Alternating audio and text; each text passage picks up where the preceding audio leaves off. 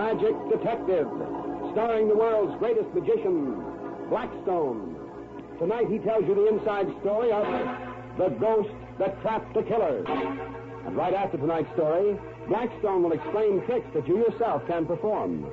He will reveal the guarded secrets of the world's greatest magician. And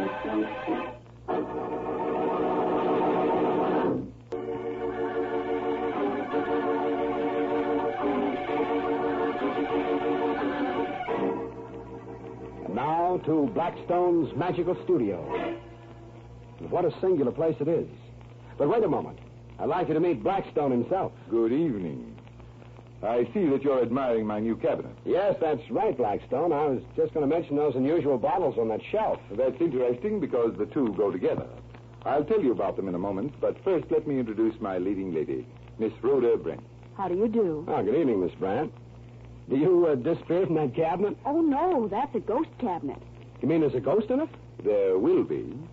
Yeah, but where do you get the ghosts? Out of those bottles over there on that shelf. That's right. Would you like me to manufacture a ghost right now? Well, now, wait a minute. Will it be a real ghost? Parker Harley thought it was real when he saw it. Parker Harley? Yes, the first man who ever saw the ghost trick. It was one of my strangest adventures as a magic detective. We were playing a town in New England, and I was in my dressing room after the final show when somebody knocked at the door. Who is it? Sheriff is here to see you, Mr. Blackstone. Oh, show him in, Rhoda. Mr. Blackstone? Yes? I'm Sheriff Gates. How do you do? I want you to solve a murder. A murder? But I'm a magician, not a detective. Well, it's going to take a magician to crack this case. Oh, how's that, Sheriff? Because we know who the murderer is and why he killed his victim. And you know how he committed the crime? Yes, ma'am, we know that, too. Or we think we do. Only we can't prove anything. So that's why you need a magician more than a detective. That's right, Mr. Blackstone. It sounds interesting, Sheriff. Tell me the tale. All right, sir. It begins with old Hiram Saunders, who died last week. Why, I read about that in the local newspaper. Oh, I saw a picture of the queer old house with all the gables where Mr. Saunders lived. Yes, and where he died, too, miss. From taking too much of the medicine that Dr. Talbot gave him.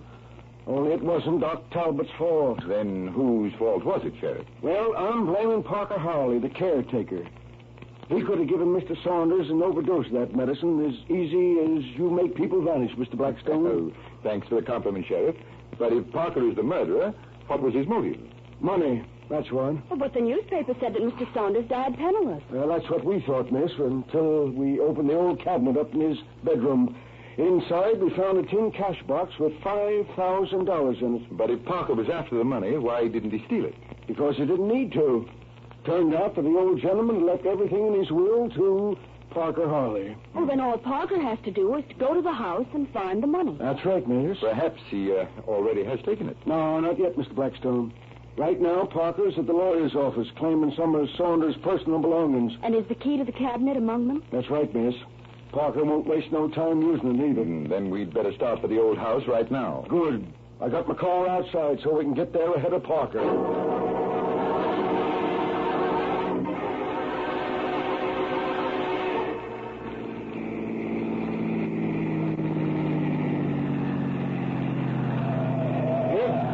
Well, there's the house, folks. Oh, my, what a spooky place. Well, you may be right, Rhoda. That's what I'm going in to see about. Wait. I almost forgot something. Hand me that package, will you, Rhoda? The one I got at the drugstore. Here it is. Thanks. Now, you wait here with the sheriff. Oh, if I'm not back in 10 minutes, come in after.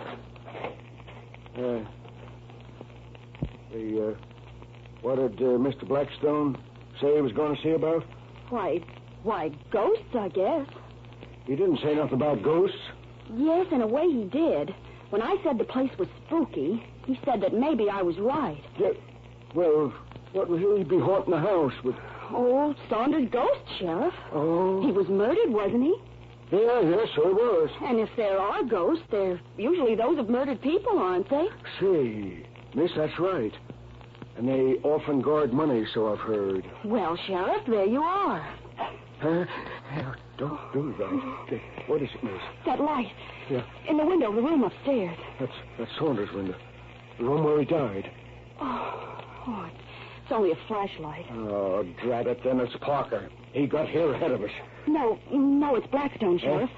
Look, he's at the window. Yeah. I see him now. He's beckoning to us. Come on, let's go up.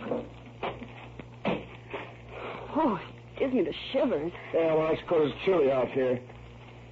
Come on in. It's warmer in the house.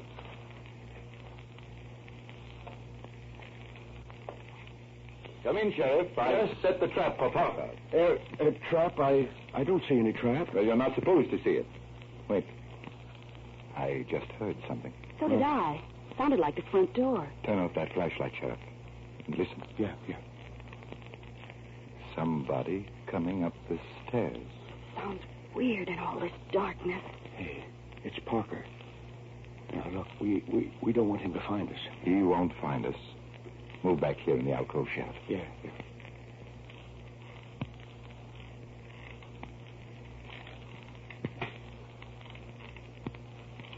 It's Parker. I saw his face when the match flared. But he isn't going to the cabinet. He will after he lights those candles on the table. See? He's stopping at the cabinet. Now watch.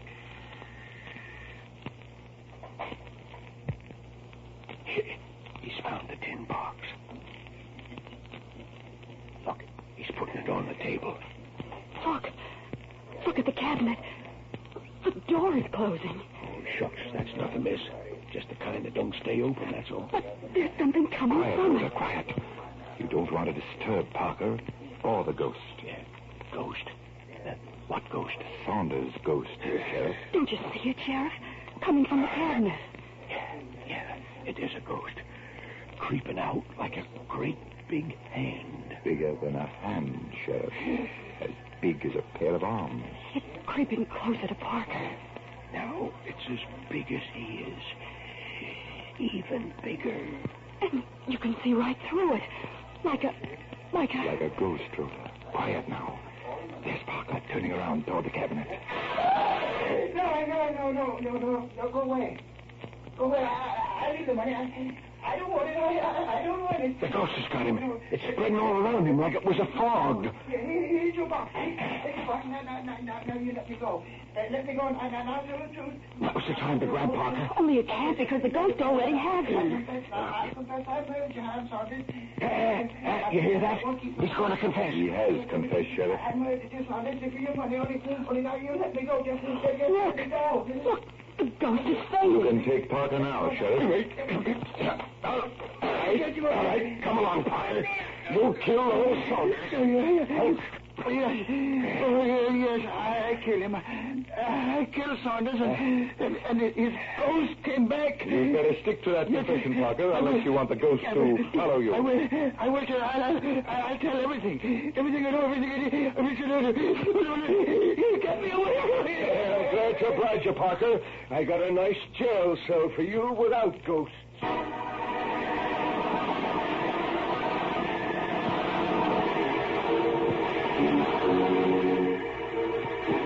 Well, so that was the first performance of your famous ghost act. Yes, it was. A simple chemical experiment plus the imagination of those who witnessed it. But there aren't such things as real ghosts. They're only as real as people imagine them to be. I manufactured the ghost from 2 of those bottles on the shelf. They were what was in the package. 2 simple liquids that can be bought at any drugstore. Watch while I make the ghost. First, a few drops from this bottle. They went into an empty inkwell in Saunders' cabinet. And from this bottle, a few drops on a blotter that I tucked in the cabinet door. And forming smoke. More and more of it. It's creeping out just like... Just like a ghost, Rhoda, growing bigger and bigger.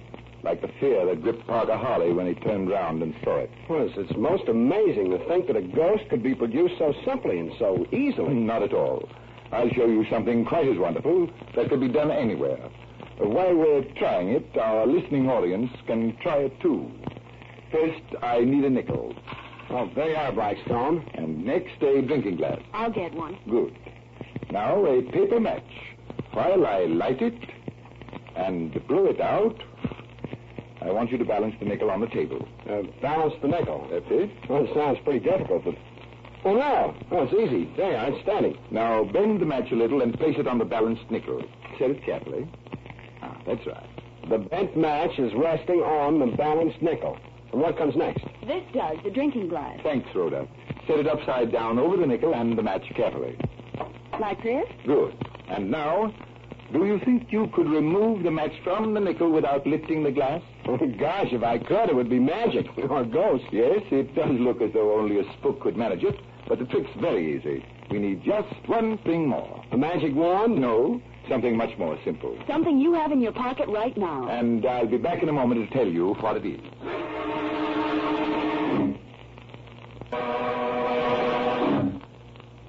And now, Blackstone, that trick of yours. All right. Now, remember, I said there was something else that would help. Yes, but what is it? That comb of yours there in your coat pocket. Oh, you mean this little comb I always carry? Mm-hmm, that's right. Give it to Blackstone, and he'll show you how the trick is done. All right, and here's the comb, Blackstone. Thank you. Now, wait a moment. First, run it through your hair to accumulate some electricity. All right. That's good. Now, move the comb slowly around the glass. Like this, huh? That's the way. Well, look. The match is turning. Like the needle of a compass. That's right. And there goes the match right off the nickel. Just as I said it would. There's some magic you and all your friends will enjoy. Just try it and find out. Until we meet again, this is Blackstone saying good magic and goodbye.